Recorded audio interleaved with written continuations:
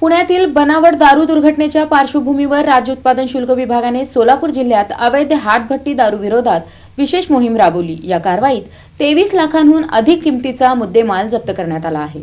पुण्यात मिथेनॉल युक्त बनावट दारूमुळे घडलेल्या दुर्घटनेच्या पार्श्वभूमीवर राज्य उत्पादन शुल्क विभागाने सोलापूर शहर व जिल्ह्यात अवैध हातभट्टी दारू निर्मिती, वाहतूक आणि विक्री विरोधात विशेष मोहीम राबवली। या कारवाईत तब्बल 23,56,840 रुपयांचा मुद्देमाल जप्त करण्यात आला। दिनांक 21 ते 31 मे 2026 या 10 दिवसांच्या कालावधीत राबविण्यात आलेल्या मोहिमेत 64 गुन्हे दाखल करण्यात आले असून 47 आरोपींवर कारवाई करण्यात आली। यावेळी 43,175 लिटर रसायने, 3,783 लिटर हातभट्टी दारू, 125 लिटर ताडी, देशी मद्य व बिअरचा मोठा साठा जप्त करण्यात आला आहे। गुन्ह्यात वापरण्यात आलेली 3ही वाहने ताब्यात घेण्यात आली। विषारी व बनावट दारूमुळे अंधत्व, किडनी निकामी होणे तसेच मृत्यूचा धोका संभवत असल्याने नागरिकांनी अवैध दारूपासून दूर राहावे असे आवाहन राज्य उत्पादन शुल्क विभागाने केले आहे।